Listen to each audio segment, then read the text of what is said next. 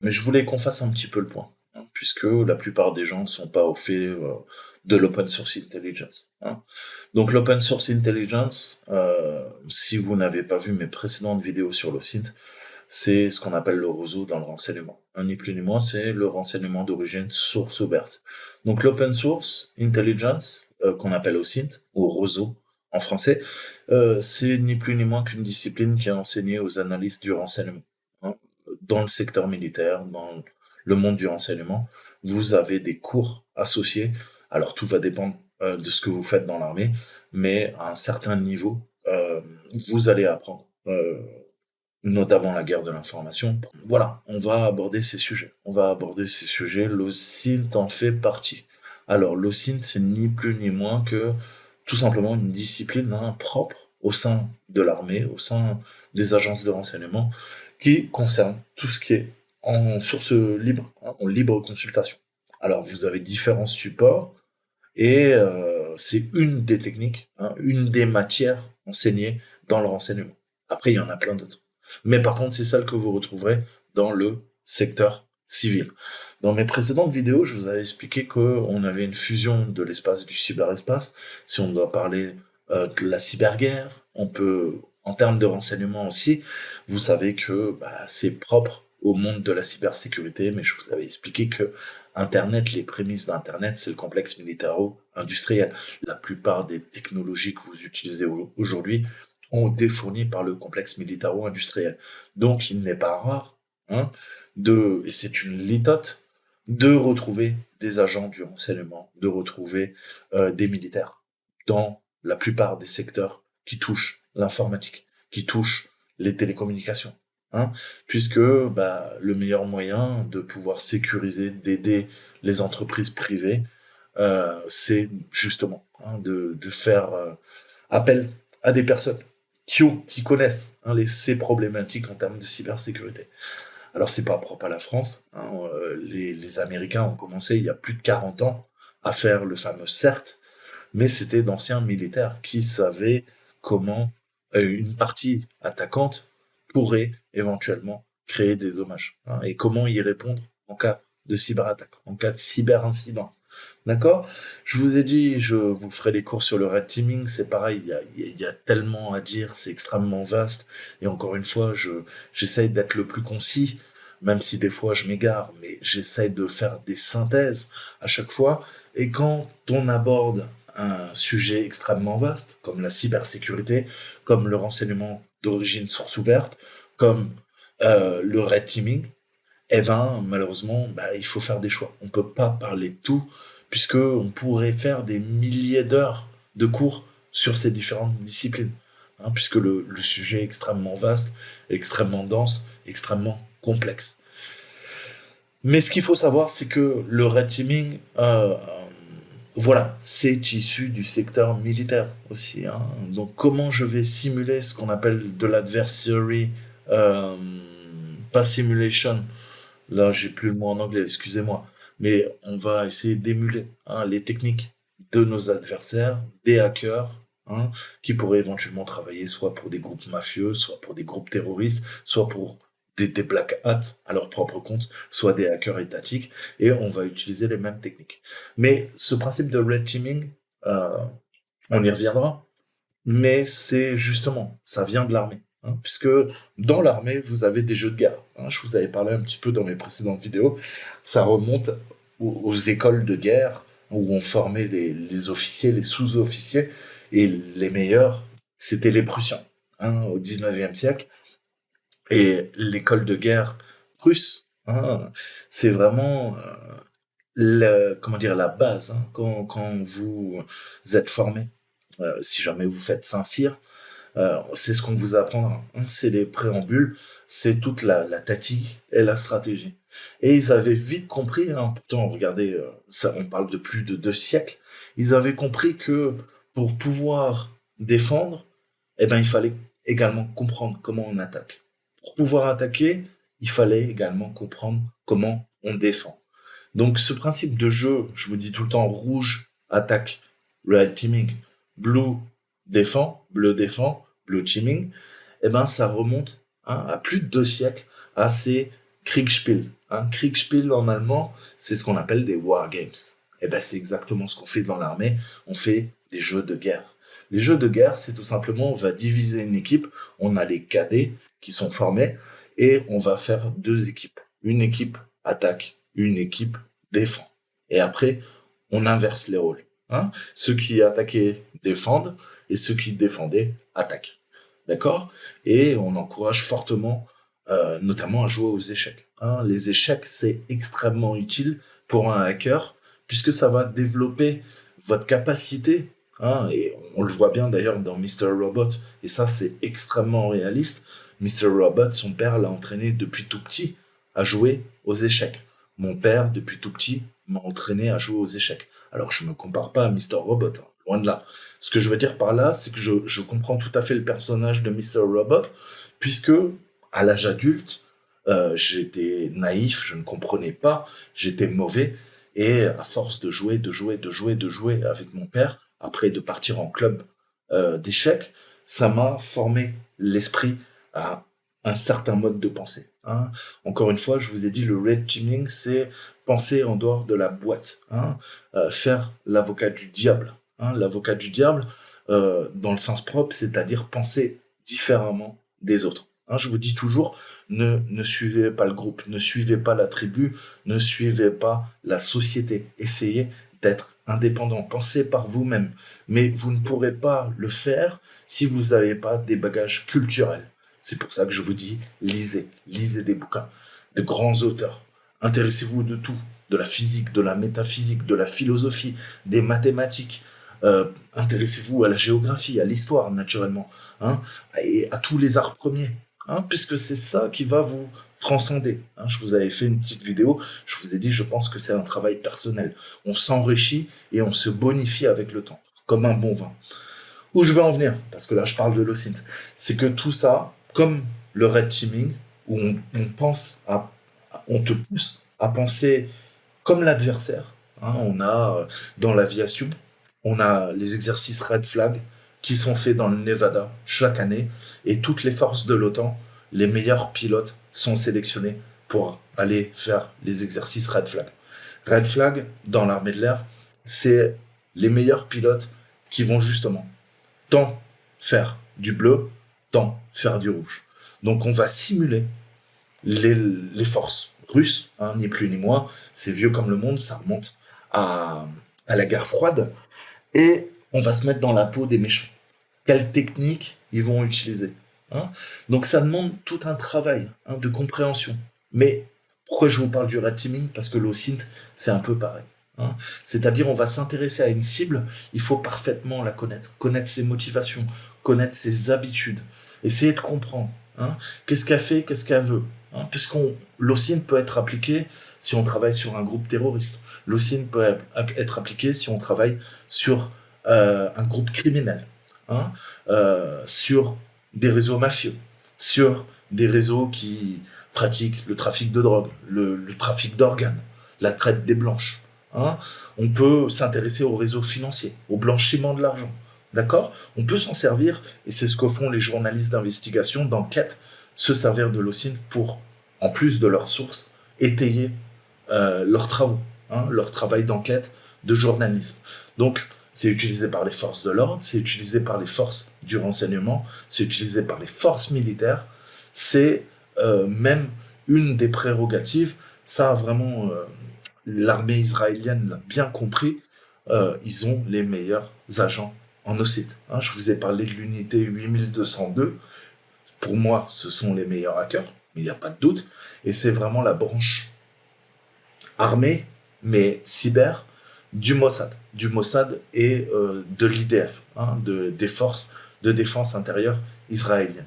Pourquoi ce sont les meilleurs? Parce que très tôt, je vous ai dit, ils récupèrent les meilleurs matheux, les meilleurs esprits scientifiques, les gens qui sont le moins formatés, qui sont capables d'avoir ce schéma de pensée. Hein, je vous dis tout le temps, pensez en dehors de la boîte. Comme on dit en anglais, think out of the box. Parce que c'est ça. Hein. Pour pouvoir penser comme son adversaire, il faut soi-même sortir de ses propres carcans intellectuels, pouvoir penser comme quelqu'un d'autre. Hein. Des fois, déjà, on est limité. On a du mal à penser par nous-mêmes.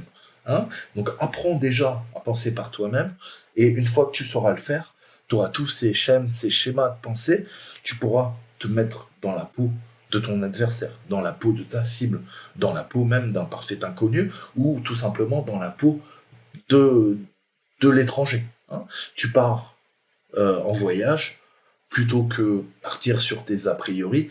Hein, nous, les Français, c'est notre gros défaut. On prend tous les autres pays pour des cons. Hein, nous, les Français, on est les meilleurs. Les autres, c'est tous des cons. Hein. Plutôt que penser comme un Français moyen, en fait, et en fait, c'est toi le gros con, mais tu le sais pas, sors, abstrais-toi de ça. Tu pars en Chine, plonge-toi dans la culture chinoise. Apprends la gastronomie chinoise. Hein, vois les interactions et toute l'histoire de la Chine. Intéresse-toi au pays, n'importe. Tu vas au Maghreb, intéresse-toi. Intéresse-toi à nos anciennes colonies. Hein, plutôt que partir en conquérant avec cet esprit colonial ou néocolonial, pars du principe que voilà, c'est des gens que tu ne connais pas, ne sois pas xénophobe, raciste, hein, c'est aussi parfois la qualité intrinsèque du français.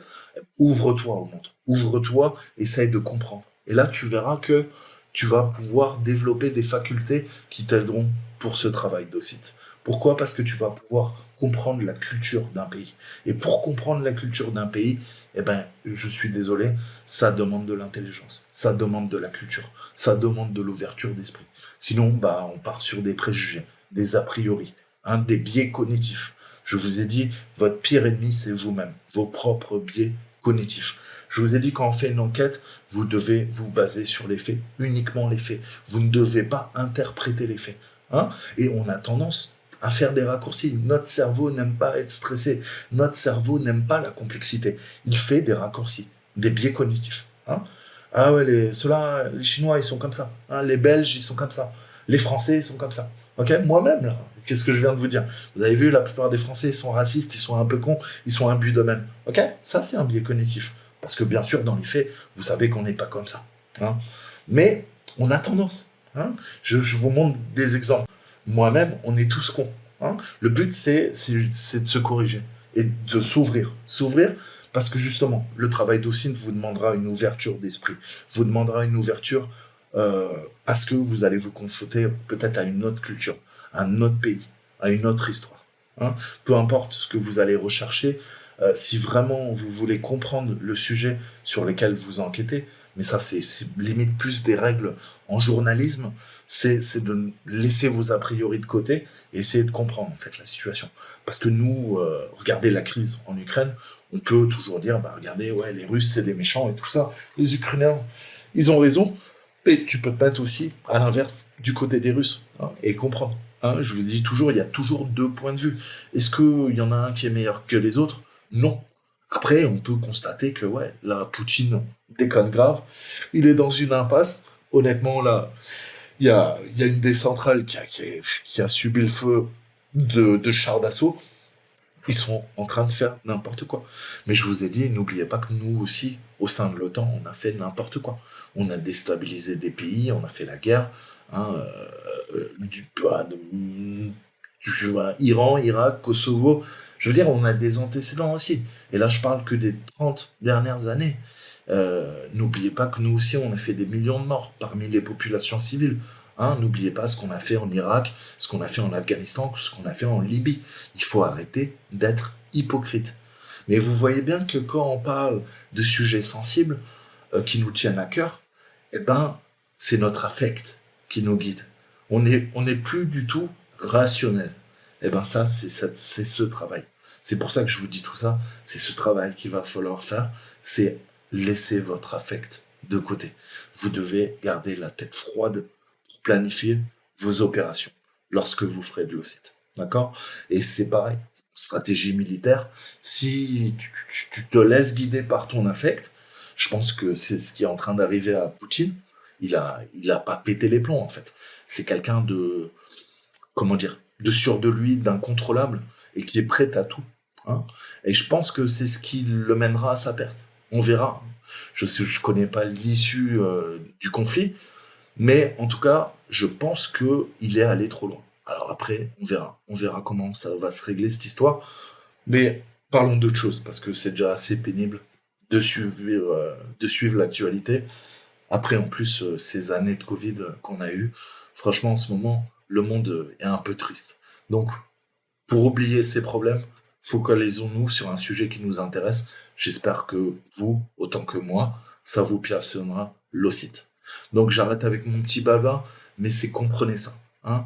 En hacking, en blue teaming, en red teaming, vous devez essayer de travailler sur vous-même pour devenir pas des machines. On ne sera jamais des robots. Mais vous devez vous concentrer sur votre tâche pour être le plus efficient, le plus efficace. Ok. Et bien sûr, quand vous lancez une cyberattaque, vous avez le stress. Hein. C'est effrayant. Si vous faites ça en tant que Black Hat, vous avez peur de finir en prison. Ok. Mais pareil, si un client vous a payé des milliers, des centaines de milliers, voire des millions pour faire un test d'intrusion, vous avez envie de réussir. Vous n'avez pas envie de vous faire détecter. Ok. C'est votre conscience professionnelle et votre image de marque en tant que salarié d'une entreprise qui fait du pen test. Vous n'avez pas envie de ternir l'image de marque de votre entreprise. C'est pareil. Il y a un réel stress. Hein. Mais c'est pareil en blue teaming. Quand vous savez que vous subissez une cyberattaque, vous savez que c'est des pertes sèches pour l'entreprise, des millions de dollars qui vont être perdus si vous travaillez pour une grosse boîte. Vous n'avez pas envie de foirer. Vous voulez détecter la menace, comprendre hein, les acteurs malicieux en place, ce qu'ils ont fait, qui, quoi, comment, où, quand, pourquoi. Hein, je vous le répète toujours, et ça sera vrai en OSINT. Donc voilà, il y a un stress. Ce stress, il va falloir vous habituer à travailler sous stress. Hein. Je vous ai dit, vous êtes des cyberguerriers. C'est pareil. Un militaire, sur un théâtre d'opération, il a peur. Il a peur de mourir, de plus revoir sa famille. Euh, quand on est en territoire ennemi, on n'a pas envie de se faire capturer. On sait qu'on va se faire torturer et qu'il y a très peu de chances qu'on puisse s'exfiltrer. Donc c'est pareil. Vous, en tant que hacker, quand vous faites de l'OSINT, c'est pareil. Hein, je vous ai dit, c'est les mêmes métaphores, mais vous n'avez pas envie de vous faire attraper. Vous n'avez pas envie de vous faire détecter. C'est pareil, et c'est encore plus vrai lors d'une enquête. Hein.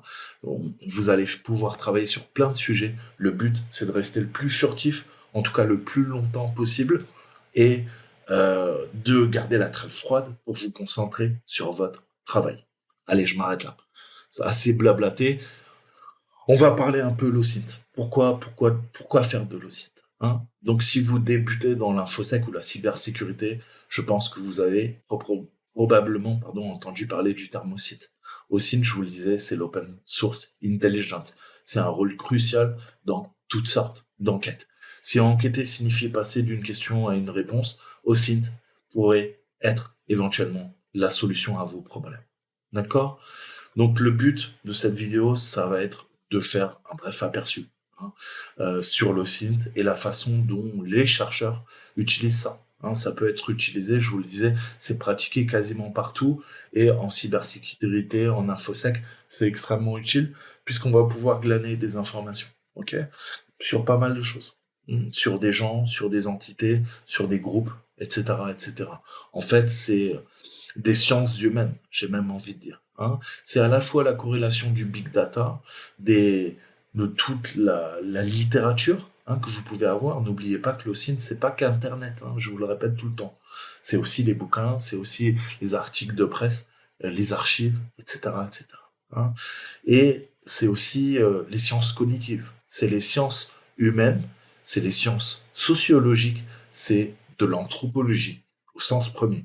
Vous allez vous intéresser aux gens. Pour pouvoir mieux comprendre leurs interactions entre eux, vous devez vous intéresser aux gens, comprendre leur état d'esprit. Hein. Donc ça demande tout un panel de compétences. C'est une discipline extrêmement complexe et qui demande beaucoup de connaissances, beaucoup de capacités à la fois techniques, mais aussi de capacités cognitives, intellectuelles. Hein, vous devez utiliser votre cerveau pour vraiment comprendre les interactions entre les individus. Et là, j'en reviens à toutes ces sciences hein, naturelles, euh, et la science dédiée aux hommes, la psychologie, l'anthropologie, la sociologie, hein, l'ingénierie sociale, tout ça, c'est des disciplines et des compétences connexes que vous devrez avoir dans votre arsenal. Et votre plus grande arme, Encore une fois, c'est pas votre clavier, c'est pas votre ordinateur, c'est pas vos outils, c'est votre connaissance, savoir ses pouvoirs et votre cerveau. Votre cerveau, c'est la meilleure arme que vous avez. Ok? C'est à vous de l'aiguiser. Ok? Donc, utilisez votre cerveau, améliorez votre cerveau, hein? Accroissez vos compétences. Hein? Et il n'y a que comme ça que l'intelligence, ça s'entretient. L'intelligence s'enrichit. L'intelligence se crée. Hein? On ne naît pas intelligent, je crois pas. Je crois qu'on le devient avec le temps, avec beaucoup d'humilité et de travail. Donc, qu'est-ce que l'open source intelligence? Donc, l'OSINT, c'est ce qu'on appelle, c'est l'une des sources de renseignement. Hein? C'est une discipline de collecte de renseignement, même, j'ai envie de dire. Donc, si le terme renseignement open source est utilisé depuis plus de 30 ans, il n'y a pas de définition normalisée. Hein. On définit l'OSINT comme des renseignements qui sont produits à partir d'informations accessibles au public, qui sont collectées, analysées, partagées, dans le but de faciliter une enquête spécifique sur un domaine bien précis. Hein. Je vous parle tout le temps du quoi? Du raffinement de l'information, hein, du processus de recueil de l'information. Pourquoi? Parce que c'est utilisé par toutes les agences de renseignement. Donc on réutilise, encore une fois, je vous ai dit, cette confluence, cette convergence entre le secteur militaire et le secteur civil. Alors vous allez travailler pour des entreprises privées dans le monde civil. Par contre, ouais, on utilise des techniques qui sont enseignées dans le renseignement militaire. Ok? Donc en d'autres termes, pardon, l'OSINT, c'est un renseignement recueilli en recueillant et en analysant des données qui sont accessibles au public. D'accord?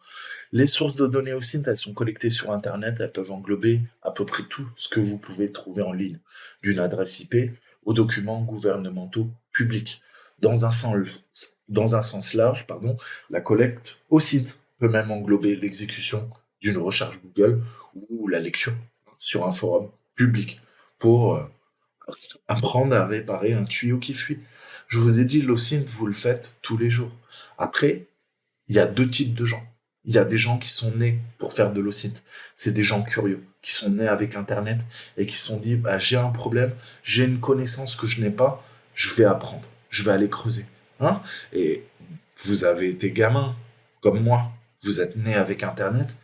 Combien de fois vous vous êtes dit ça, je sais pas, ou même vos parents vous ont dit, tu m'emmerdes avec tes questions. Et là, vous avez pris votre ordinateur et vous vous êtes dit, putain, ce sujet-là, j'adore, je voudrais en savoir plus. Qu'est-ce qui vous a mené sur ma chaîne? La curiosité. Vous vouliez plus, ou en tout cas apprendre sur peut-être le hacking, la cybersécurité. Hein. Donc on voit que quoi? Qu'on a un désir impérieux, un besoin primaire, et pour le satisfaire, on a quoi? On a utilisé notre cerveau pour acquérir de la connaissance, connaissance qu'on transforme pour ensuite avoir des compétences dans le domaine, et on voit tout ce cheminement intellectuel. Hein. Donc il y a deux types de gens, je vous disais, il y a des gens qui veulent pas apprendre, il y a des gens qui payent. Hein. J'ai un tuyau qui fuit, j'appelle le plombier. Hein. Ça va me coûter très cher, mais je m'en fous, j'ai de l'argent. Ok? Et après, il y a le gars qui se dit, mais attends, moi j'ai pas beaucoup de thunes, je débute dans la vie, j'ai une clé, j'ai une caisse à outils, je vais essayer d'apprendre. Hein. Et le mec, il va se bouffer pendant, s'il est très intelligent, pendant un après-midi. Mais si c'est une personne lambda comme moi qui est pas très intelligente, il va passer un mois, 6 mois à regarder des tutos, à regarder des vidéos. Alors je vous ai dit, c'est pas ça qui fera de vous un plombier. Mais le mec, à force de voir la technique, de discuter avec des personnes sur des forums, il va acquérir la compétence. Il va lui-même réparer ce putain de tuyau qui fuit. Ok? Voilà. Vous avez quoi? Vous avez fait de l'acquisition de données. Vous avez fait des synthèses. Hein. Votre cerveau, c'est des algorithmes. Vous avez acquis la compétence. Ok? Et tout ça, ça se transforme après en technique. Hein. La technique, grâce à une méthodologie. Eh ben, l'OSINT, c'est une méthodologie. Mais c'est ça. Vous êtes allé puiser dans des puits de connaissances, à gauche, à droite, dans des bouquins sur Internet, ce que vous voulez, et ça vous a enrichi. Ok? Intellectuellement. Mais comprenez bien que c'est vous qui avez fait le travail. Vous faites de l'OSINT tous les jours, vous ne le savez pas. Si vous avez un esprit scientifique, technique, que vous aimez bien et que vous avez le temps aussi d'apprendre, hein, parce que malheureusement, dans nos sociétés modernes, on a de moins en moins le temps. Mais le temps, il faut le trouver. Je vous ai dit, pour vous enrichir, vous cultiver, vous instruire, il faut trouver ce temps. Hein. On peut toujours faire des sacrifices. Hein. Est-ce que je vais passer 4 heures sur un jeu vidéo ou je vais passer 4 heures sur un CTF parce que j'ai envie d'apprendre? Hein, c'est des choix. On fait tous des choix dans la vie. Le plus dur, c'est de les assumer, comme je dis toujours. Donc voilà, ce principe de l'OSINT, c'est acquisition de la donnée, synthèse, et après, exemple concret. Hein, je peux faire moi-même ce que j'ai vu et ce qu'on m'a montré. Et ben voilà, c'est exactement la métaphore de l'OSINT. Vous allez raffiner l'information. Je vous dis toujours, vous prenez de l'information en entrée brute, vous ne pouvez pas, elle n'est pas opérationnelle. Hein. Vous ne pouvez pas l'exploiter en tant que telle. Il va falloir quoi? Il va falloir utiliser votre cerveau, des algorithmes. Pourquoi? Pour enrichir cette information. Comment je l'enrichis? Moi-même, je ne connais pas. C'est de la connaissance que je suis en train d'acquérir. Non, non. Enrichir dans le sens où tu récupères, tu fais l'acquisition de la donnée et tu l'enrichis, c'est-à-dire avec ton bon sens, tu sais les choses qui sont pertinentes, les choses qui sont futiles. Moi-même, dans mes vidéos, les 3 quarts, tu diras, c'est de la merde. Et peut-être tu vas tomber sur une vidéo que j'ai faite, et là tu vas dire, putain, c'est vachement intéressant ce qu'il raconte le mec. Il raconte pas que des conneries tout le temps, ça me rassure un peu. J'ai bien fait de m'abonner. Sérieusement. Donc voilà, on est humain. Hein, mais c'est ce principe. Hein. Comment, à partir de la data, je vais récupérer moi ce qui m'intéresse, le reste je m'en fous. Ok? Vous faites une synthèse, prenez des notes. Notez sur des cahiers, faites-vous une base de données.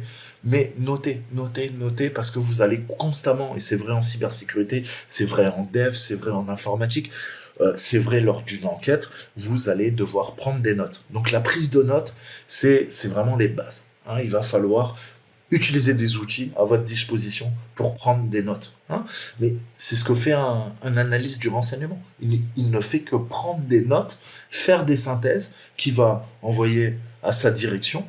Et la direction, ensuite, on a quoi? On a le DIRCAB, hein, de notre président. On a son cabinet qui lui ramène les notes blanches, comme on les appelle dans le renseignement. Je n'ai pas travaillé pour le renseignement. Hein. Tout ce que je vous dis, c'est quoi? C'est ce que j'ai acquis. C'est de la data que j'ai acquis en source libre sur Internet. Je ne suis pas militaire. Je ne travaille pas dans le renseignement. Pourtant, on dirait que je travaille. Mais non, pas du tout. C'est juste pour vous montrer que si vous êtes intéressé par des sujets, vous pourrez acquérir de la donnée qui n'est pas censée être accessible au Pékin moyen, aux civils. C'est pour ça que je vous disais quoi en préambule, il y a 15 minutes. Je vous parlais de l'unité 8200. Les Israéliens ont bien compris, les Russes aussi, que parfois, même le réseau, l'open source, ça peut être le bras armé, hein, d'un corps d'armée. Hein, que ça soit l'armée de l'air, l'armée de terre, la navale, hein, la marine. Vous avez besoin de renseignements. Et le renseignement le plus pertinent, parfois, c'est pas d'avoir des taupes, c'est pas d'avoir des sources, c'est pas d'avoir des officiers traitants qui vont traiter des sources. C'est tout simplement récupérer le big data, récupérer tout ce qu'il y a sur Internet. Et vous verrez que parfois, vous avez des informations, mais qui sont extrêmement sensibles. Hein.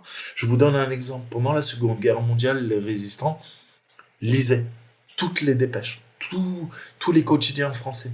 Et parfois, on avait un arrivé avec une dernière division nazie, et le maire a fêté ça. Ils ont été conviés à l'hôtel de ville, à la mairie, tatata. Ok? Donc nous, on s'en fout qu'ils allaient à une fête. Ce qui est intéressant, c'est que quoi? C'est que juste pour nous dire qu'il y avait de l'activité dans cette petite commune du fin fond de la France et que le maire avait invité les dignitaires nazis, qu'est-ce qu'on fait? On récupère l'information, acquisition de la data, les résistants traiter l'information. Ok? Qu'est-ce que je peux en faire? Je veux de la donnée qui soit opérationnelle. Qu'est-ce qui m'intéresse dans ce que je viens de vous dire? C'est qu'il y a une division nazie qui venait d'arriver par train. Ok? Ça, c'est de l'information que je peux récupérer. Ça, c'est de l'information pertinente. Ok? En termes tactiques, stratégiques, lors d'une guerre, si je suis au sein de la résistance, ça, c'est de l'information. Et cette information, je suis pas allé torturer des nazis pour l'avoir. Je suis pas allé envoyer des espions loin derrière les lignes ennemies. J'ai pas cassé la machine, le système de chiffrement de la machine Enigma qui permettait de chiffrer toutes les communications des nazis pendant la Seconde Guerre mondiale. J'ai juste récupéré des brèves dans des journaux de tous les jours. Quelques petits encarts, mais un petit encart par-ci, un petit encart par-là.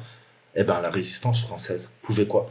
Grâce, justement, hein, un bateau est arrivé à Marseille, ceci, cela, pouvait quoi? Pouvait tout simplement mapper le territoire et savoir comment étaient déplacées les divisions. Hein.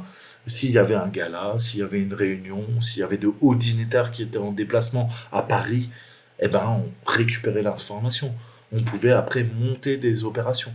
Donc pourquoi je vous parle de tout ça? Parce que vous voyez que un élément comme ça peut paraître futile. Par contre, quand vous agglomérez tous ces éléments, je vous dis toujours, ayez the big picture, avoir la vision d'ensemble, ok? Pour comprendre un complexe, pour mener une stratégie, une attaque, vous devez avoir la vision d'ensemble. Vous devez penser dans l'entièreté du problème, pas que votre petit effet tunnel. Vous vous focalisez sur une chose. Hein? Faut comprendre. C'est pour ça. Et c'est vrai en stratégie, en tactique militaire, en hacking, en OSINT, quand vous jouez aux échecs, hein, quand vous faites la guerre, hein, vous devez penser dans la globalité. C'est comme ça que vous aurez de meilleures stratégies. Regardez Napoléon, cette faculté qu'il avait. Pour moi, c'est le premier red teamer qu'on a fait. Napoléon, c'était un brillant tacticien. Regardez comment il a mis toute l'Europe en déroute. Un petit gars sorti de nulle part, un Corse, un petit Corse. Regardez l'Empire, regardez, c'était quand même les lettres de noblesse, même si c'était loin d'être parfait. Hein. Il y avait l'esclavage, il a remis l'esclavage en place. Encore une fois, hein, je suis pas en train d'aduler Napoléon, mais regardez comment un seul homme, au bon endroit, au bon moment, peut faire toute la différence. Eh ben, vous séparez. Au sein d'une enquête au SINT, en tant que hacker, un bon gars, avec les capacités, au bon endroit, au bon moment, ferait toute la différence. C'est pour ça que les armées ont bien compris qu'il fallait des hackers étatiques. Il fallait une armée de hackers, puisque vous avez plus de pouvoir dans le cyberespace qu'une division entière de blindés. Et je pèse mes mots. Ok? Donc c'est pareil, l'OSINT, il va falloir travailler. C'est vraiment un travail intellectuel parce que si vous n'avez pas cet état d'esprit, vous ne pouvez pas comprendre la discipline. C'est pour ça que je m'évertue, je répète constamment les choses parce que c'est un concept. C'est un concept, mais c'est aussi une philosophie. Le hacking, c'est pas que de la technique. Le hacking, c'est un mode de vie. Le hacking, c'est un mode de pensée. C'est un schéma de pensée. C'est une philosophie de vie. Vous devez vivre pour le hacking, aimer le hacking, être passionné. Et ben c'est pareil pour l'OSINT. Hein, et vous verrez que l'OSINT vous servira en hacking. D'accord? Donc voilà. Hein, l'OSINT collecte sur Internet et c'est honnêtement, avant on n'en parlait pas beaucoup. Hein, mais je vous ai dit, ce travail, ça remonte. Je vous parlais de la résistance, mais c'est encore plus vieux. Hein, on va récupérer les livres imprimés, les journaux, les revues, les émissions de télévision, la radio, des photographies. Tout ce que vous pouvez récupérer sur le sujet qui vous intéresse, vous le récupérez. Comment j'ai appris le hacking? Eh ben, dès que j'ai eu quoi, accès à Internet, ça remonte à très longtemps. Je suis allé sur tous les forums avec des hackers qui m'ont appris des trucs. Je me suis fait pirater. En me faisant pirater, je me suis dit putain, je veux comprendre comment le mec m'a niqué quoi. Et c'est ça qui a suscité mon désir. C'est ça qui a suscité ma curiosité. Mais avant de pirater les autres, tu te fais pirater. Hein et, euh, et je vous ai dit, c'était vraiment par pure technique, par pur challenge intellectuel. J'ai jamais voulu pirater les gens, leur niquer la gueule. Hein, moi, je sais pas cette mentalité black hat. hein, je vous ai dit, et puis même à un certain niveau, je pense, de technique, d'intelligence, t'as pas envie de te servir de ton intelligence pour faire le mal, pour niquer les gens. Moi, je trouve ça abject, en fait. Pour moi, c'est des abrutis qui font ça. Alors, des abrutis très intelligents, très techniques. Mais vous le savez, hein, moi, je suis white hat, je suis des fois grey hat, mais les white hat, les black hat, c'est deux philosophies différentes. Il y a des gens qui sont dans ce délire, moi je le suis pas. Ok. Et vous le savez, les white hats ont tendance à détester les black hats. Ok. Donc c'est comme ça. Ne me demandez pas pourquoi. Après, pourquoi il y a des gens qui sont corruptibles, tu peux leur proposer de l'argent, ils seront prêts à vendre mère, père, à se prostituer, à donner leur cul, à trahir. Pourquoi il y a des gens, voilà, une valise de billets, bah ça marche. Et pourquoi t'as des gens qui sont prêts à risquer leur vie pour des idéaux, pour leur intégrité physique, morale. Pourquoi il y a des gens qui sont prêts à se battre pour leurs idéaux, à faire la guerre. Bah, encore une fois, c'est une question de d'amour propre, d'estime, comment t'as été éduqué. Tes parents, comment ils t'ont éduqué, voilà. Et il y a des gens, tu peux leur donner des milliards, ils seront incorruptibles. Parce que le pouvoir de l'argent, ils se sont détachés de ça. Ils se sont élevés intellectuellement, moralement, personnellement, hein, spirituellement. Et à partir de là, je vous ai dit, tu deviens invincible. Tu sais, on peut te proposer des belles femmes, on peut te proposer tout ce qui va essayer de t'avilir pour pouvoir mieux te manipuler et tout. Si tu arrives à dépasser tout ça, t'es invincible. Personne peut t'avoir. Ok. Mais il faut connaître ses propres faiblesses. Et ben là, en OSINT, il va falloir comprendre les faiblesses, les points de fracture, pas de vous, des autres. Ok. Mais pour pouvoir comprendre ça, comment ils fonctionnent, quelles sont leurs faiblesses, vous devez rentrer dans leur peau, ni plus ni moins. Ok. C'est un travail de dédoublement, de schizophrénie totale. Vous devez parfaitement comprendre votre adversaire. Et votre adversaire, encore une fois, hein, une cible, c'est le jargon. Vous n'allez pas le tuer. Hein, vous n'allez pas lui envoyer un missile guidé par laser, hein, par infrarouge, par satellite. Mais voilà, on se focalise et on essaie de comprendre. Et ça prend du temps. Voilà ce que je voulais dire. Donc c'est un gros, gros boulot. Hein. C'est pour ça que c'est enseigné et c'est des classes de plusieurs années. Hein. C'est 5 ans de formation dans l'armée américaine. Ok. Donc voilà. Et je vous parlerai de la meilleure école de red teaming. Hein, mais voilà, dans le renseignement, c'est le top du top dans le renseignement militaire. Mais on verra ça plus tard. Ok. Je ne suis qu'un pauvre youtubeur. Donc il faut différencier l'OSINT et le WebInt. Hein. On verra aussi ce principe de SOCMINT. SOCMINT, c'est l'intelligence des réseaux sociaux. Hein. Le WebInt, on va en parler. Je vais différencier parce qu'on a tendance à faire l'erreur. Donc le WebInt, hein, ou l'intelligence web, littéralement, c'est un terme qui a gagné en popularité au cours des 2 dernières années. Contrairement à ce qui est suggéré par son nom, le WebInt n'est pas considéré comme faisant partie des disciplines de collecte de renseignements ou de sources de renseignements. Hein. Alors, vous allez me dire, c'est quoi le WebInt? Donc, je vous l'avais expliqué. Hein. Je vous ai parlé. Alors, il y a un très bon bouquin à lire, c'est La guerre hors limite, hein, fait par des états-majors de l'armée chinoise qui sont brillants, hein, qui ont 40 ans d'avance sur tout ce qu'on sait faire, nous, côté occidental, en termes de stratégie, de tactique. Et c'est le principe du red teaming. Hein.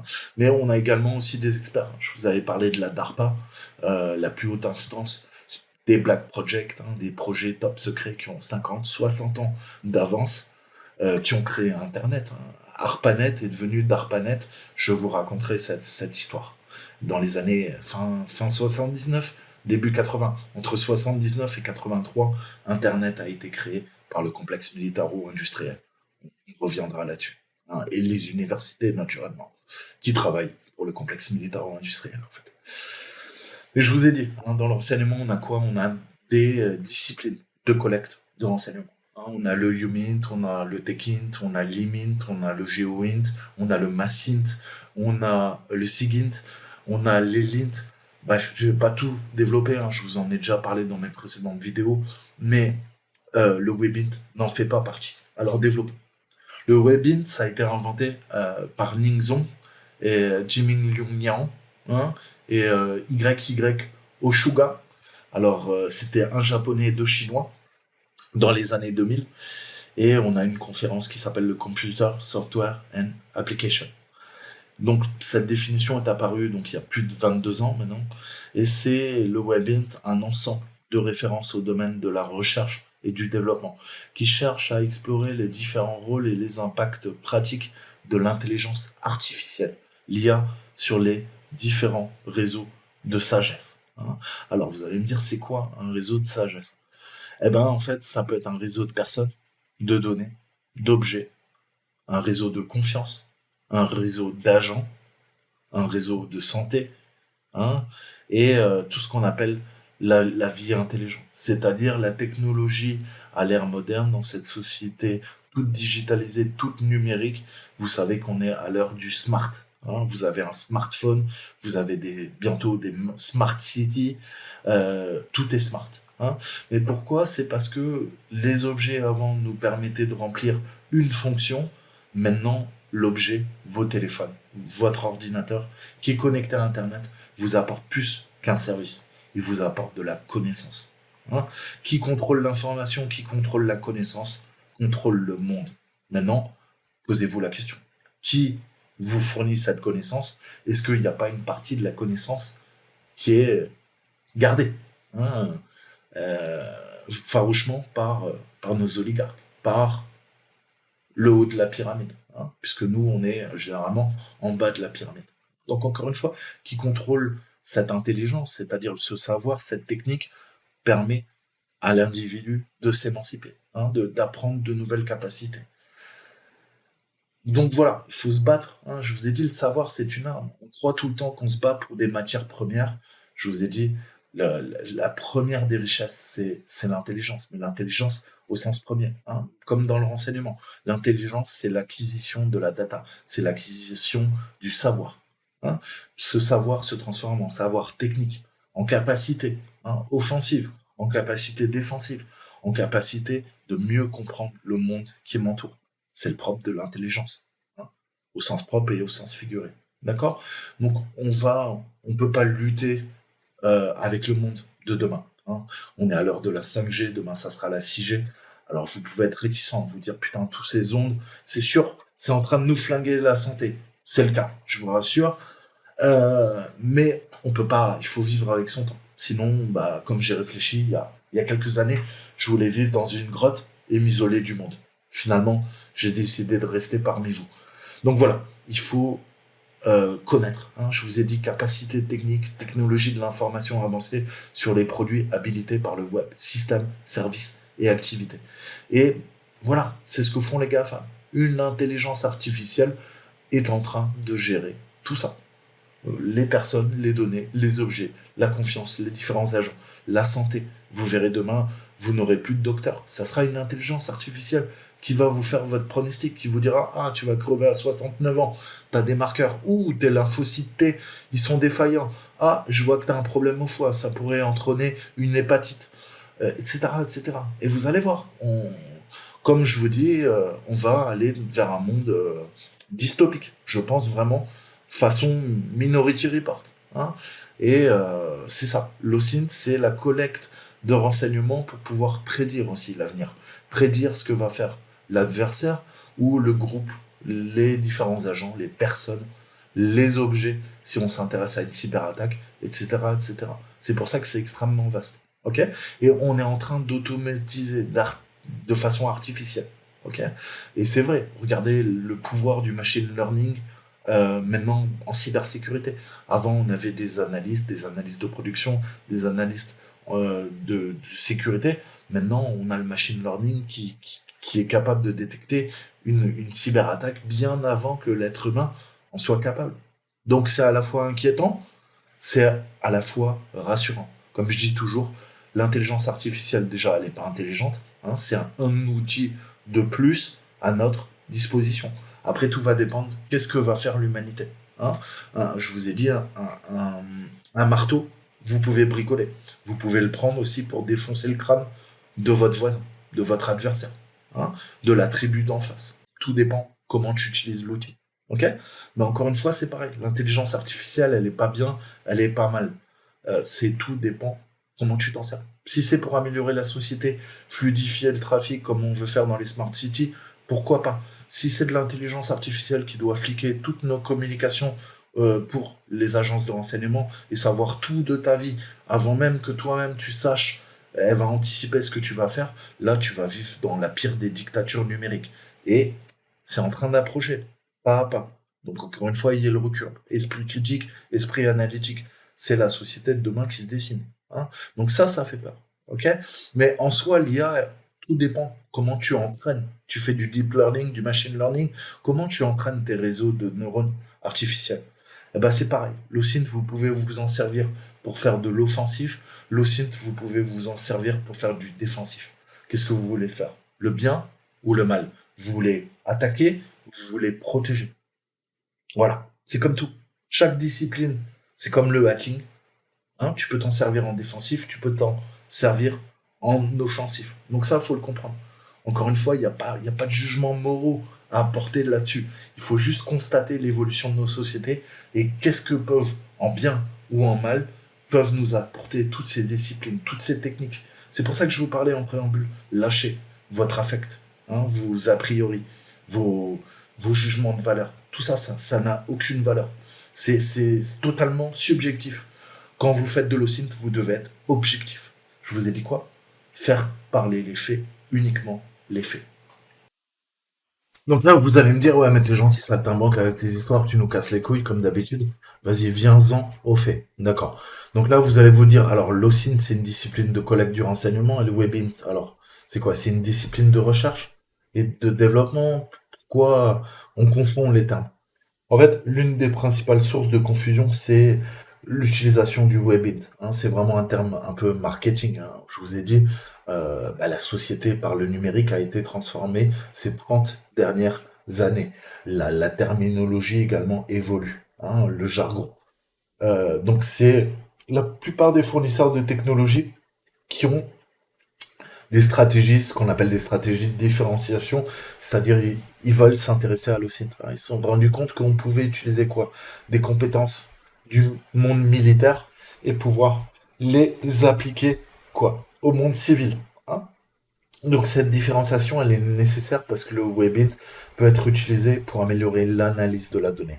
Hein, typiquement, le WebInt, voyez-le comme ça, moi je vais vulgariser, c'est ce qu'on appelle le big data. Hein, l'analyse du big data, alors que ça soit pour détecter des comportements suspects sur Internet, pour détecter des tendances hein, en termes politiques, détecter des tendances en termes commerciaux, hein, pouvoir cibler, faire du neuromarketing, pouvoir mieux rentrer dans vos têtes, hein, parce que c'est ce que veulent ces gens. Je vous ai dit, la guerre psychologique, elle a plusieurs façons aussi de se représenter, de s'effectuer. Hein, au sein de la société civile, il n'y a pas que dans l'armée qu'on fait, euh, qu'on fait de la propagande, qu'on fait de la guerre psychologique. Hein, le marketing, le neuromarketing, grâce au big data, eh ben, c'est pouvoir vous vendre de plus en plus de merde, ok? Et vous connaître tellement bien que vous ne pourrez pas refuser. Hein. Tu vas popper. Hein. Ton téléphone enregistre toutes tes conversations. Une partie part sur les serveurs, les centres de données des agences de renseignement. Une autre partie part sur les centres de données de quoi? Des GAFA. Ok. Et c'est comme ça, tu parles d'un truc et tout. Vous avez jamais remarqué? Des fois, on vous fait des offres sur Internet, Google vous propose des choses, où vous avez des annonces dans vos mails et tout, du spam. Vous avez parlé d'un sujet, 2 jours plus tard, tu dis, ah, ma voiture, elle est tombée en panne. 2 jours plus tard, t'as des offres de voitures. Tu crois qu'on t'espionne pas? Qu'est-ce que te répète Saltimbanque dans toutes ces vidéos depuis quasiment, allez, j'ai eu 3 chaînes, hein, ça fait plus de 8 ans que je m'évertue à informer les gens. Ça, c'est ma 3e chaîne YouTube. Ok? Eh ben ouais, je te dis quoi? Tu vis dans la surveillance de masse. Tout est enregistré. Ma vidéo, elle est enregistrée. On est en train d'analyser ma voix via des algorithmes. Ok? Les agences de renseignement se disent oh, c'est qui ce putain de hacker sur YouTube et tout. Non, plus sérieusement, c'est pareil. YouTube se dit mais ok, quels sont les gars qui sont intéressés par la chaîne de Saltimbanque? Ok? Quelles sont leurs motivations? Qu'est-ce qu'on pourrait leur vendre? Mais c'est ça, vous êtes en plein dedans. Je suis sur YouTube, vous êtes sur YouTube. YouTube appartient à Google. Google, don't be evil. Hein, je vous rappellerai. Donc voilà. Mais Je reviens à ce que je vous disais, il faut vivre avec son temps. Donc, ça, comprenez-le bien, en fait, hein. Tout ce qui est Webin, c'est l'analyse du big data. Nous, l'OSINT, c'est le vrai travail d'investigation, de journalisme, hein. Récupérer de la donnée. Donc le Webin, c'est le moyen d'identifier efficacement le renseignement disponible via l'OSINT, hein. Avant, on faisait tout à la main. Maintenant, le Webin vient en complémentarité de l'OSINT, hein. Puisque au fur et à mesure qu'on est rentré dans ces sociétés technologiques, que l'informatique a évolué, l'OSINT qui à la base se faisait avec un crayon, un cerveau et un papier et des yeux, maintenant on utilise l'informatique, on utilise des outils. Ces outils, maintenant on arrive à agglomérer de la data. Ça s'appelle le big data, le nouvel or noir, je vous le répète tout le temps. Donc il faut aussi traiter, hein, parce que Gino, tout seul avec son PC, il peut faire de l'OSINT. Il va avoir plein d'outils performants. Il est peut-être brillant, mais si Gino, le soir, il se tape pas quoi, les milliards de gigabytes qu'il va accumuler lors d'une enquête, ça ne sert à rien. J'en reviens à ce que je vous disais en préambule. C'est de la donnée brute. La donnée de brute, tu peux pas l'exploiter. Il faut la raffiner.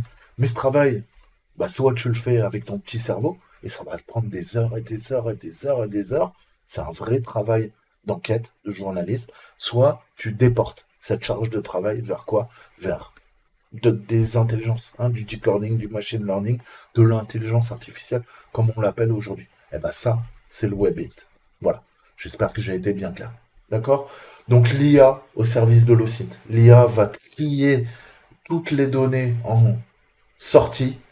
Pourquoi? Parce que le travail d'OSINT, c'est de récupérer des données en entrée et de récupérer quelque chose en sortie. Et après, il y a le raffinement de l'information. Et ben justement, ça va être fait grâce au Webit, grâce à l'intelligence artificielle, grâce à des modèles mathématiques. D'accord? Donc voilà, ça va permettre d'identifier, je vous dis, les sentiments sur les publications des réseaux sociaux, sur Facebook. On sait exactement si vous êtes heureux, vous êtes triste. Je rappellerai que une citation, mais vous voyez la corrélation des données, la puissance qu'on a, si vous le savez pas en fait, sur vous.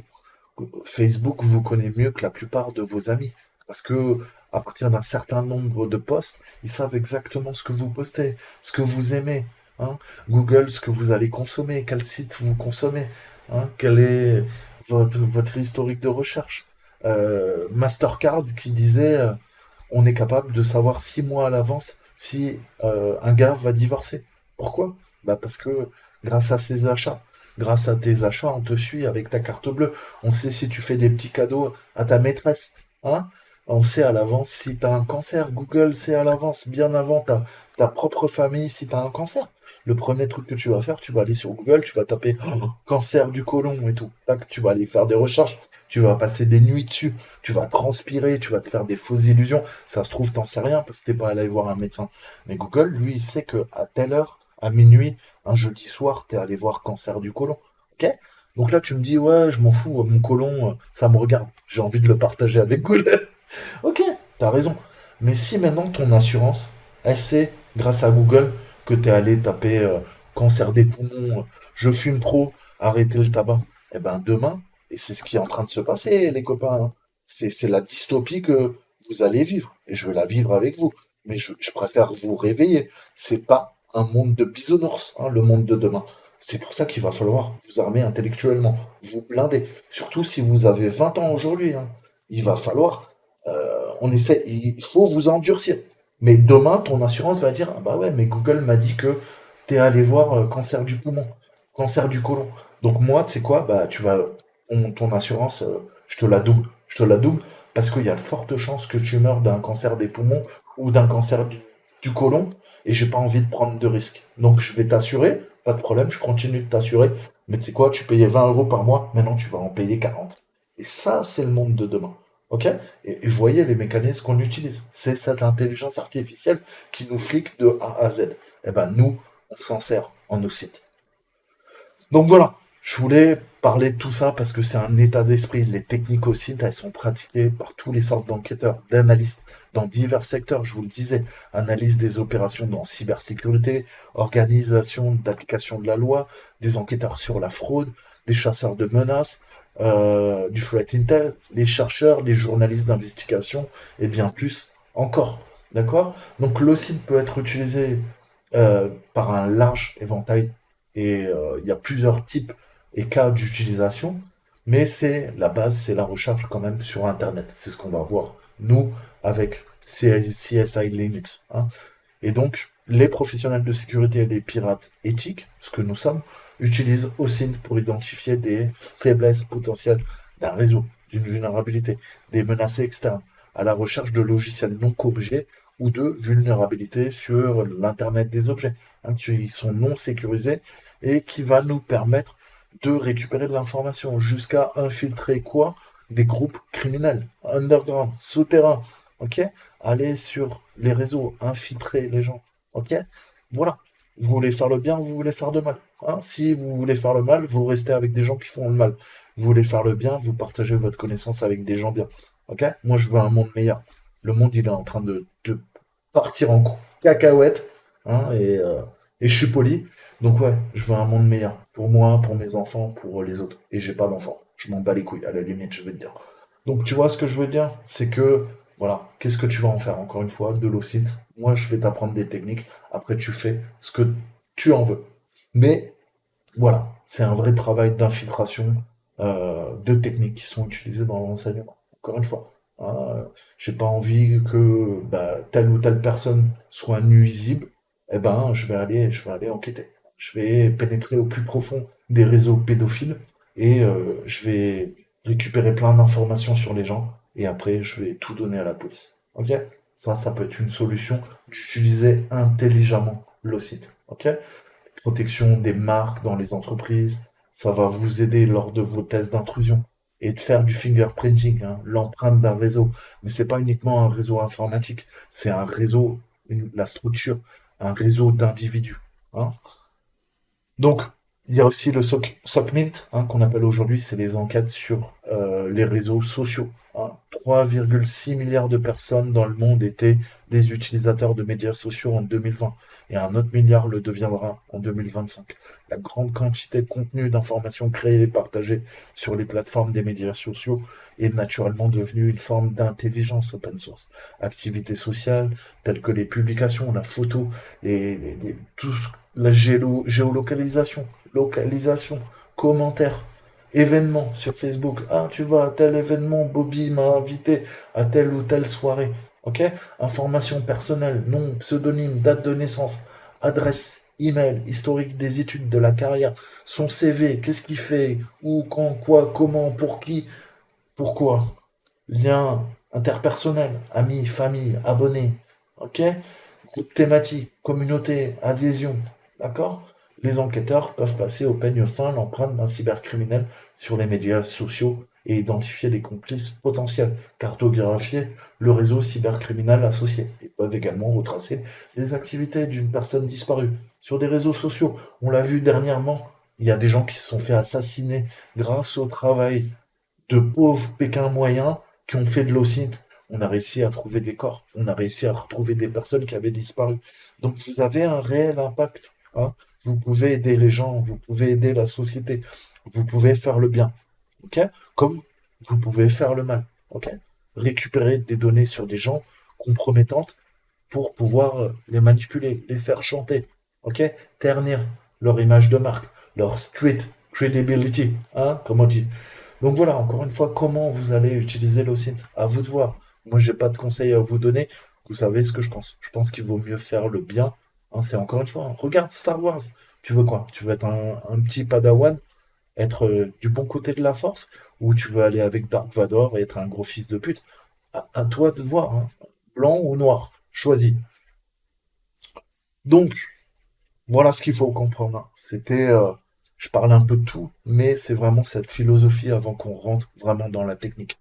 On a des professionnels au quotidien qui vont utiliser l'OSINT pour les fraudes, la gestion de risque, hein. Dans les assurances, par exemple, se servent également de l'OSINT. Les atteintes à la propriété intellectuelle, la PI, comme on l'appelle, les produits frauduleux, contrefaits, qui sont détournés, vendus sur Internet. On peut tirer de l'OSINT et ça va permettre aussi de réduire l'exposition, hein, au risque organisationnel d'une entreprise, identifier les incidents, les pertes potentielles, hein, pour une entreprise et aider aux efforts de récupération des pertes. Hein. Donc on va vous appeler et des fois vous allez travailler pour des petites boîtes, des grosses boîtes et on va vous dire voilà, je veux comprendre qu'est-ce qui s'est passé, quels sont mes risques. Hein. Et ça va être à vous de quoi? Ben, je vous ai dit, de rentrer dans l'attaque, dans la tête d'un attaquant pour pouvoir évaluer les risques. Hein. Et tout votre travail, ça va être ce travail d'enquête. Qu'est-ce que je peux faire? Quel est le risque d'exposition de l'entreprise? Comment éventuellement je pourrais ternir son image de marque? Donc je vous ai dit, c'est beaucoup de capacités, ça demande un sens critique, un sens aiguiser vos sens aussi hein, en termes cognitifs, parce que je vous ai dit, ça mélange de techniques informatiques et de recueil de l'information et de psychologie, hein, d'ingénierie sociale. D'accord? Donc il y a plein de possibilités pour le site. C'est pour ça que si jamais vous en faites votre cœur de métier, vous pourrez travailler dans plein de secteurs d'activités différentes. Ok? On peut mapper du réseau, mais je peux également connaître ce qu'on appelle une POI. On va en reparler plus tard. C'est ce qu'on appelle une personne d'intérêt. C'est notre cible, ni plus ni moins. Les relations hein, en individu. Je travaille sur des circuits occultes hein, qui vont permettre de financer telle ou telle activité illégitime, illégale. Je vais suivre les cryptos, la crypto-monnaie, ok? Les activités. Je sais que le Bitcoin, comme toutes les crypto-monnaies, on a quoi? On a ces registres. Les registres sont échangés par l'ensemble des acteurs qui sont présents sur le réseau et qui minent la crypto-monnaie. Ne croyez pas que la crypto-monnaie c'est invisible, vous allez disparaître des radars. On peut tout à fait suivre la crypto. Et même si c'est comme Thor, même si on ne sait pas que c'est toi, plus tu vas utiliser ta crypto-monnaie, comme plus tu vas utiliser Tor, et plus les agences de renseignement vont quoi? Vont avoir des nœuds sur le réseau, plus à terme, on pourra te désanonymiser. Et c'est pareil pour la crypto-monnaie. Ne croyez pas que, pour l'instant, c'est quoi? C'est plutôt furtif. Vous pouvez faire des achats, pas être inquiété, mais vous pouvez aussi vous faire niquer la gueule avec vos crypto-monnaies, vous faire arnaquer. Et vous inquiétez pas, je peux vous le dire, la police, les agences de renseignement, avec tous les rapports que je lis, bah, je peux vous assurer, et c'est normal, ils sont en train d'être quelque peu inquiets et ils vont trouver des solutions. Hein. C'est pas parfait. Hein. Et puis, même si on s'intéresse à la surface d'attaque, la blockchain, il y a des failles dans la blockchain. Il y a des failles au niveau du système Bitcoin. Hein. Encore une fois, je rentrerai pas dans les détails, mais comme dans tout système, il y a des failles. Alors après, posez-vous la question. Est-ce que ces failles, c'est qui? C'est les gens qui ont créé Bitcoin, qui les possèdent? Qui a créé Bitcoin? Des agences de renseignement? Des gars de la mafia? Des hackers? Ah, on sait même pas en fait. Vous utilisez une technologie, mais c'est pareil, c'est comme Tor et tout ça. Qui vous fournit la technologie? Une agence de renseignement avec des portes dérobées? Un groupe mafieux? Un groupe terroriste qui va vous donner des outils? En fait, vous en savez rien. Hein. Donc, c'est pour ça qu'il faut avoir cet esprit critique, analytique, et auditer, et posez-vous les questions. Quel est l'intérêt de faire telle ou telle chose? Ok. Donc voilà, c'est utilisé partout. Phishing, blanchiment de crypto-monnaie, enquête approfondie sur le dark web ou sur le web de surface. Hein. En tout cas, il faudra pratiquer. Il n'y a pas de secret. Et je vous ai dit, le meilleur moyen, c'est de donnez-vous un domaine de compétences, un sujet qui vous tient à cœur, plutôt qu'aller stalker des personnes, ok, puisque vous n'êtes pas du tout dans le cadre légal, mais on y reviendra plus tard. Hein. Le problème de l'OSINT, c'est qu'il y a des choses qu'on peut faire vis-à-vis de la loi, et il y a des choses qui sont totalement illégales, exactement comme le hacking. Donc après, c'est vous, hein, vos barrières morales et vos barrières en termes de justice. Jusqu'où vous êtes prêt à aller? Est-ce que vous êtes prêt à risquer la prison? Ni plus ni moins. Ok. Donc voilà, la limite de l'OSINT, il y a vraiment pas de limite en fait. C'est votre cerveau comme Internet. Il n'y a pas de limite, il n'y a pas de portée. Donc c'est à vous de juger. Qu'est-ce qui est bon, qu'est-ce qui est intelligent pour votre enquête qui va permettre d'être utile, hein, transformer l'information en quelque chose d'opérationnel, ou vous allez vous perdre dans le bruit, dans la mer, dans l'océan hein, numérique qu'on appelle Internet. hein, et un volume d'informations que vous ne pourrez pas traiter. Parce que toi, Bobby, avec ton Kali Linux, tu feras pas ce que fait Google ou les plus grosses sociétés avec des serveurs, avec des puces ASIC qui font que du data mining et qui font tourner du machine learning, du deep learning, qui font du webint. Ok? Toi, tu pourras pas le faire. Pourquoi? T'as pas assez d'argent, t'as pas assez de temps, t'as pas assez de moyens. T'es tout seul avec ton ordinateur. Mais déjà, tu peux faire beaucoup de choses, hein. Mais il faut bien comprendre que sur certains trucs, tu peux pas lutter, hein. Comme, bah ouais, nous les hackers, on utilise des techniques du renseignement, mais bah ouais, tu pourras jamais te substituer à la NSA, à la DGSE, ok? Ou à la DGSI, ou la DCRI, d'accord? Bah c'est comme ça, ok? Mais déjà, tu peux faire des trucs de dingue, si jamais tu creuses, d'accord? Donc je voulais ça, garder cet état d'esprit aussi, hein. Comprendre que c'est une philosophie, c'est pour ça que j'insiste. Généralement, cet aspect-là, ça plaît pas aux gens. On veut la technique. Je veux faire de l'offensif.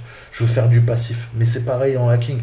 Et comprenez bien qu'il y a une partie du temps, comme quand vous allez faire de la reconnaissance, de l'intel gathering, du recueil d'informations pour préparer votre cyberattaque, bah, il se passe rien.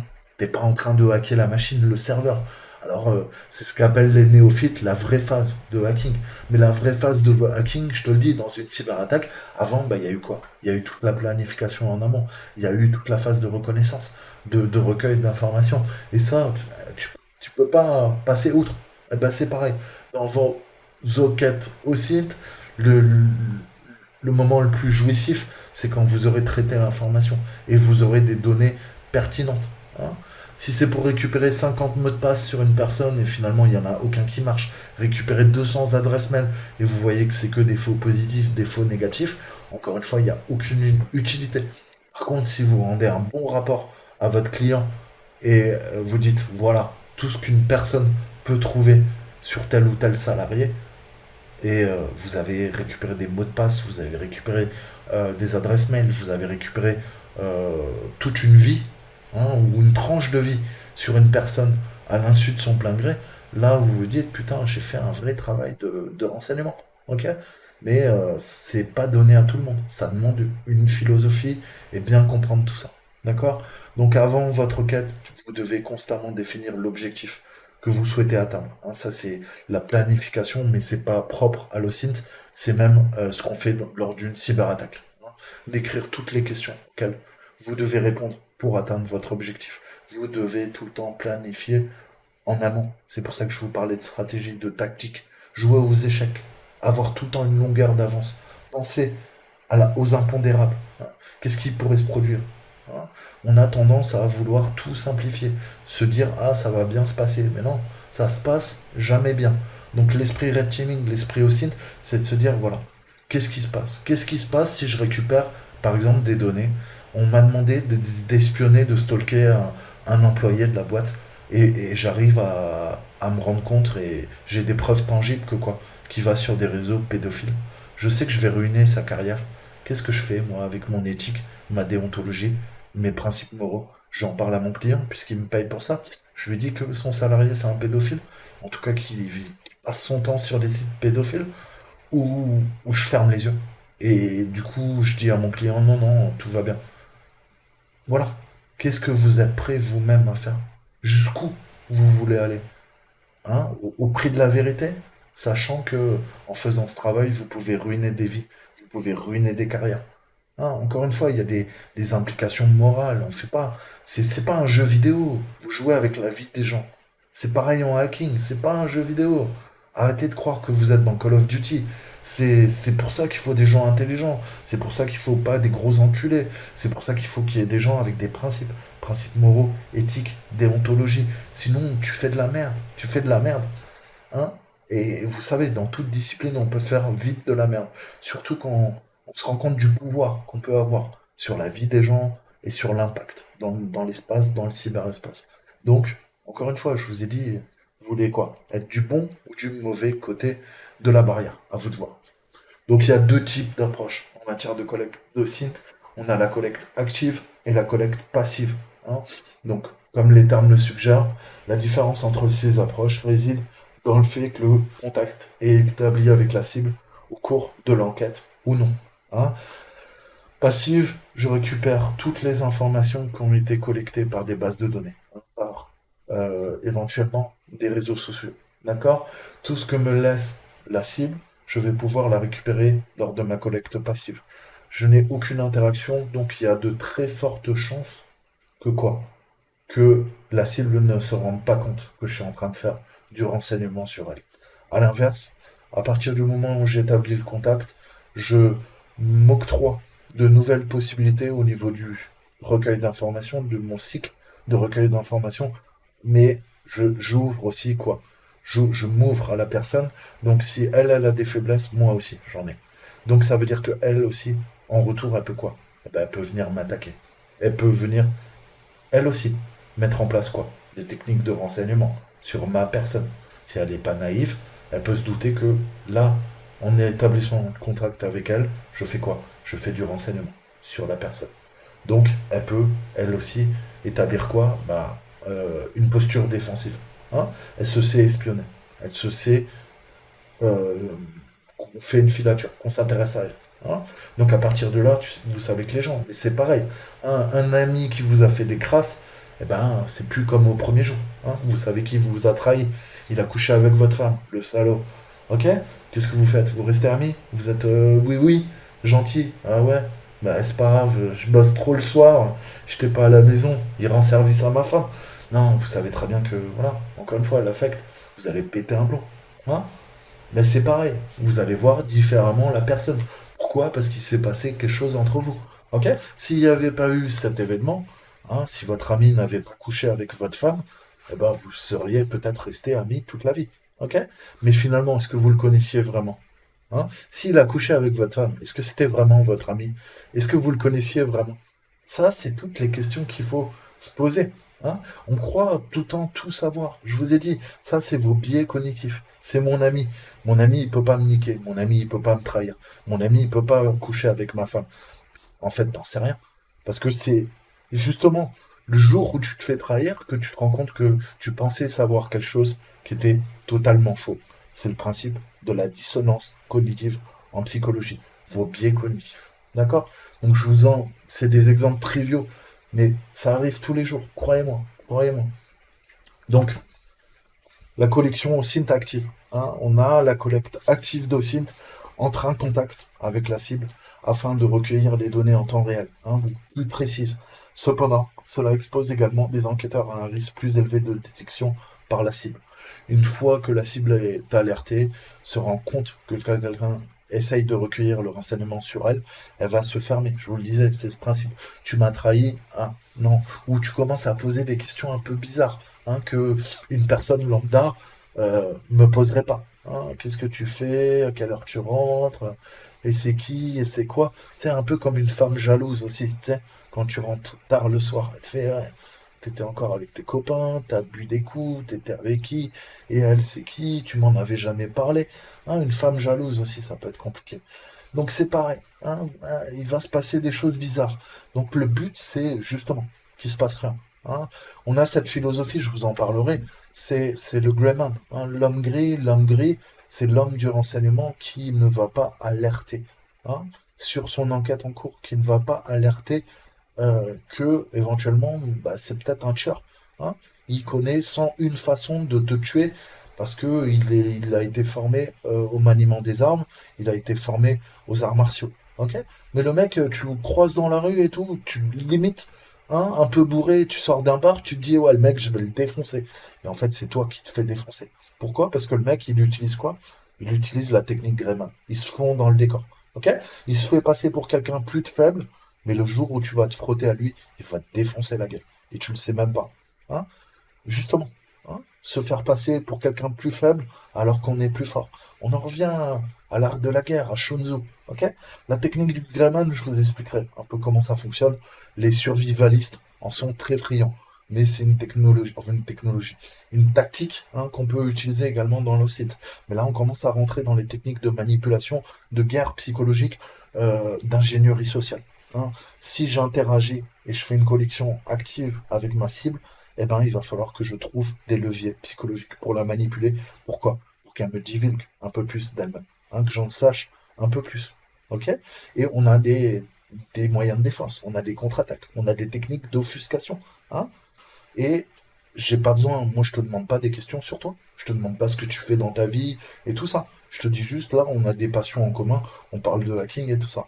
Mais moi j'ai besoin aussi, ma sécurité des opérations, j'ai mon OPSEC. Tu as également ton OPSEC. Hein, je me protège.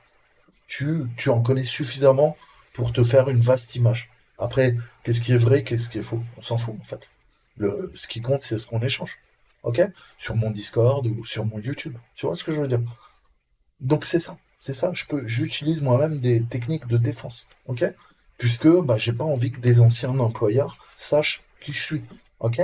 J'ai pas envie que d'anciennes personnes, anciennes connaissances sachent qui je suis. Donc je me protège, ok? Donc voilà, c'est des techniques aussi que utiliseront vos adversaires. Hein. Et plus les personnes sont peu enclins à la naïveté, plus elles vont avoir des systèmes de défense. Ok. Et les cibles les plus dures, bah, c'est des gens, oui, qui ont travaillé dans l'enseignement, c'est des gens qui ont travaillé dans le secteur militaire, parce qu'on les a formés à avoir un esprit critique, analytique, à être, c'est ce qu'on appelle le situational awareness, hein, c'est-à-dire constamment évoluer la situation. Euh, je vais t'expliquer, tu prends le métro, t'as un gars qui est foncedé, qui vient de fumer son bédo, qui est en train d'écouter du rap à fond, ou ce que tu veux, hein, dans son casque, et il est complètement groggy. Tu vois, dans le métro, il s'en bat les couilles, il rentre dans sa cité, je te fais une caricature, et t'as le gars, bah ouais, qui a connu les réalités du terrain, le théâtre d'opération, et qui sait qu'il peut y avoir un attentat, et le gars, il va être au taquet. Il va regarder tous les gars qui rentrent dans le métro, ok? Il va les scruter, il va analyser la situation. Tu vois, bah ça, c'est le situational awareness. Là, tu te prépares à quelque chose qui pourrait arriver.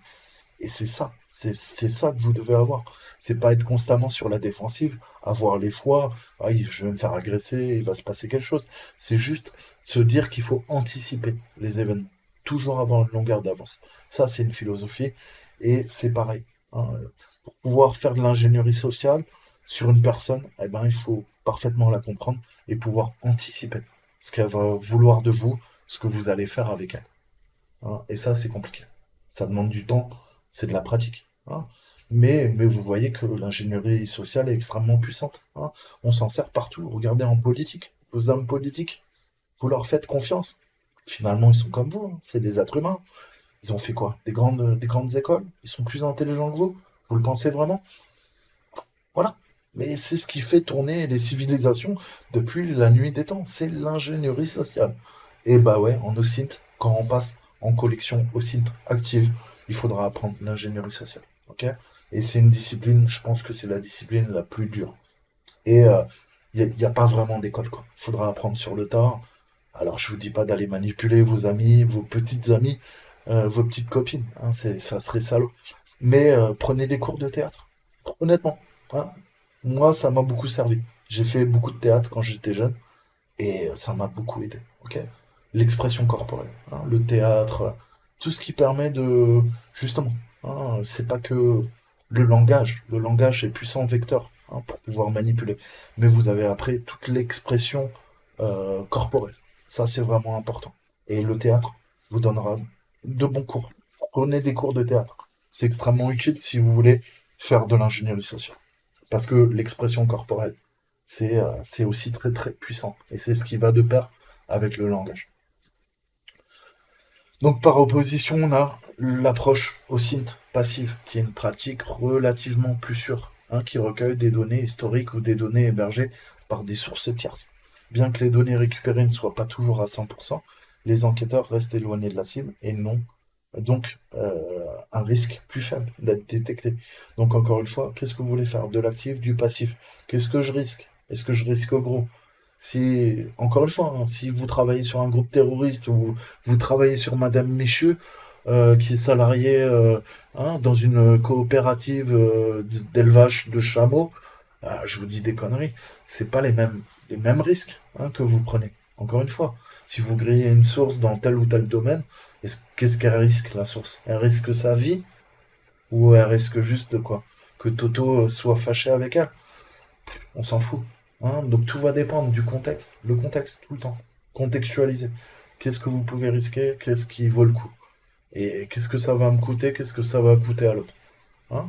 Donc pensez, hein, puisque sur une cyberattaque, des acteurs malveillants qui font du trafic de drogue ou ce que vous voulez, eh ben ouais, ils vont agir. S'ils se savent espionner, surveiller, ils vont supprimer le site web. Hein, éventuellement, des hackers, des black hats. Hein. Un exemple d'OSINT passif, c'est un exemple tout simple. Récupérer les DNS historiques, récupérer tous les réseaux sociaux. Ça, c'est du passif. D'accord. Donc voilà, je vais m'arrêter là. Il y aurait tellement à dire, mais voilà la logique, hein, que vous avez entre l'actif et le passif. L'outil et les ressources, hein, vous savez que c'est énergivore, que c'est chronophage. Il va falloir connecter, passer au peigne fin, consolider manuellement les informations au site disponibles de nombreux praticiens, experts, communautés, entreprises d'OSINT, qui ont développé divers outils et cadres pour automatiser ou simplifier le processus de collecte de l'information. Et le but, c'est de générer des rapports de renseignement et des bases de données organisées, structurées et qui sont attribuées. Attribuées dans le sens, le principe d'attribution, c'est que je suis quasiment sûr à 99% que ce que je te dis, c'est vrai. Donc, dans un rapport de renseignement, je vous ai dit les faits, uniquement les faits. Et on va, comment dire, évaluer, hein, la viabilité d'une information. Hein. Est-ce que je suis sûr à quoi? Une chance sur deux que ça soit le cas? Une chance sur deux que ma femme me trompe? 99% de chance que ma femme me trompe? Ou 10% de chance que ma femme me trompe? Bah, en fonction de ça, mon gars, ton couple, tu vas le voir vraiment différemment, je t'assure. Ok? Mais attendez, il n'y a pas que les femmes qui trompent, il y a des hommes aussi. Me faites pas dire ce que j'ai pas dit. Vous allez dire, ouais, t'as un putain de macho, toi, t'as un misogyne, tu crois que toutes les femmes elles trompent? Pas du tout. Hein, c'est pas le sujet d'aujourd'hui. Je vous remercie en tout cas. Donc voilà, c'est ça que je veux dire. Hein. Il faut tout le temps évaluer. Évaluer l'information et la corréler. Corréler l'information pour s'assurer que, encore une fois, hein, qui vous dit que c'est pas une fausse information, qu'on n'essaye pas de vous intoxiquer. Donc on a un framework au SINT. Hein, nous, si on parle d'Internet, hein, parce qu'on n'est pas non plus des agences de renseignement, ça se saurait, en tant que hacker, en tant que praticien, hein, de l'OSINT, qu'est-ce que je peux faire avec mon ordinateur, hein, puisque bah, moi je bosse pas sur des groupes terroristes, hein, je vous rassure. Plus sérieusement, si on me demande des informations, et là par contre, dans le privé, vous allez faire le travail de vrai enquêteur, hein, de détective privé, j'ai envie de dire. Récupérer documents publics, réseaux sociaux, images, vidéos, tout ce qui est monnaie numérique, dark web, archives. Hein. Donc on a vraiment des catégories. On a un quadriciel, hein, je vous mettrai quelques liens dans la description de la vidéo, mais voilà, il y a beaucoup, beaucoup de choses. Hein. Mais on commence par quoi? On commence par un nom d'utilisateur, une adresse mail, un nom de domaine, hein, une adresse IP, des images, des vidéos, des documents, les réseaux sociaux, toutes les messageries instantanées, tous les moteurs de recherche concernant les gens, hein, les sites de rencontres, les numéros de téléphone, les public records, hein, les enregistrements publics au niveau du business, hein, de l'activité de la personne. Est-ce que je peux retrouver des trucs dans l'état civil, hein, au niveau de l'administration? Géolocalisation, hein, sur une carte, des outils, faire du search engine, hein, récupérer tout via les moteurs de recherche, les forums, les blogs, les canaux IRC, ok, des archives, d'accord. Et à partir de là, vous allez faire un processus itératif. Alors là, vous allez me dire, ouais, mais je comprends pas ce que tu veux me dire. Je te dis, tu pars d'un nom de domaine, tu pars d'un réseau social ou des réseaux sociaux et tu rebondis. Et là, vous allez me dire, ouais, mais attends, tu rebondis sur quoi? Bah, qu'est-ce que tu peux faire? Qu'est-ce que tu peux faire à partir de noms de domaine? Qu'est-ce que tu peux faire à partir de réseaux sociaux? Et ben, à partir de noms de domaine, tu vas faire de la découverte au niveau des noms de domaine. Tu vas récupérer tous les enregistrements WIS. Tu vas voir les sous-domaines. Hein, récupérer tout ce qui est certificat. Tu vas faire du passif DNS. De la réputation. Hein, l'irréputation. La street credibility au niveau des réseaux sociaux. Hein, au niveau des domaines peut-être qui ont été blacklistés. Hein, tu vas faire du typo squatting. Hein, typo squatting en fonction des tendances de l'utilisateur. Faire de l'analytique. C'est ce que fait Google Analytics avec nos petites personnes. Ok? Tu vas voir toutes les URL qui sont consultées, qu'est-ce que poste la personne sur ses réseaux sociaux. Tu vas faire de l'analyse sociale. Quel est le contexte? Qu'est-ce que fait ma cible? Avec qui elle communique? Pourquoi? Dans quel but? Comment? Quels sont ses amis les plus proches, ses amis moins proches, hein? Quels sont les relatives, hein, comme on dit en anglais, les proches, mais donc les enfants, la femme, le mari, etc., etc., etc. D'accord? Et à partir de là, je rebondis, et je vais faire quoi? Itérativement. Tout ça, tout ce que je viens de vous dire, qu'est-ce que je le fais? Bah, je le fais sur les autres réseaux sociaux. Je vais commencer par quoi? Facebook? Bah, je passe à Twitter, je passe à Reddit, je passe à LinkedIn, tous les autres réseaux sociaux. Je vais voir en Chine, je vais voir en Russie, même si le gars, il est quoi? Il est au Groenland. Et alors? Peut-être que les réseaux sociaux russes, peut-être que les réseaux sociaux chinois ont agrégé de la donnée concernant ta cible. Ok? Et tu récupères tout. Donc voilà. Hein, si vous travaillez sur une entreprise, bah, allez voir les, les notes fiduciaires, confidentielles, les rapports semestriels, annuels. Allez voir toutes les informations. La boîte, est-ce qu'elle recrute de nouveaux profils sur LinkedIn, etc., etc. Pareil, les employés, hein, toutes les ressources, les sous-traitants, le secteur d'activité, tout ça, tout ça, tout ça, tout ça. Il va falloir, comment dire, développer ce schéma de pensée. Hein. Donc on a plein de moteurs de recherche. Hein. On a des moteurs de recherche comme answerspublic.com, des recherches de code, GitHub, public www, recherche académique, publication, actualité de moteur de recherche. De toute façon, je vous ai donné un PDF si vous avez récupéré mon archive rare. Il y a un PDF avec plus de 8000 sites. Certains sont encore fonctionnels, d'autres ne le sont pas. Ok? Mais n'attends pas que je te prenne par la main, copain, copine. Hein? Tu as ce PDF, je vous redonnerai le lien. Vous avez toutes les ressources. Allez voir. Hein, les sites qui fonctionnent pour vous, les qui vous servent, ceux qui servent à rien. Mais je vais pas faire 8000 vidéos pour t'expliquer chaque outil, chaque site internet, ce que tu peux faire là-dessus. C'est à toi d'utiliser ton cerveau, encore une fois, parce que tu vas en avoir besoin si tu veux apprendre le site. Ni plus ni moins. Ok? Et le meilleur moyen d'apprendre le site, bah, c'est de le faire soi-même. Ok? Il n'y a pas de cours vraiment. Vous allez voir, on va voir de la méthodologie. Hein. Mais après, les techniques, c'est vous qui allez les parfaire en pratiquant. Il n'y a pas de secret. Il va falloir bosser. Hein. C'est comme un enquêteur dans la police. Bah, au début, ouais, c'est un bleu bit, c'est un débutant. Il n'est pas bon. Hein. Il découvre le domaine. Et puis, un gars confirmé, ouais, un vrai, hein, un commissaire de division, le gars, il est rodé. Il a l'expérience. Bah, c'est pareil, tu vois. Il sait où chercher. Hein. Il sait comment faire parler les suspects, comment faire parler les preuves. Bah, c'est pareil. Même si vous travaillez pas dans la police, c'est les mêmes schémas de pensée, les mêmes techniques, la même méthodologie. C'est pour ça que je vous parle du renseignement. On travaille pas dans le renseignement. On utilise les mêmes techniques. D'accord? Donc voilà, c'est ce qu'on appelle du Google Doc, du Bing Doc. Utilisez les moteurs de recherche. Arrêtez de penser qu'il n'y a que Google aussi. Hein. Vous allez vous servir de l'ensemble des moteurs de recherche pour les types de fichiers, sites web, les chaînes, adresses IP, ce que vous voulez. Hein, et tout ce que je viens de vous dire.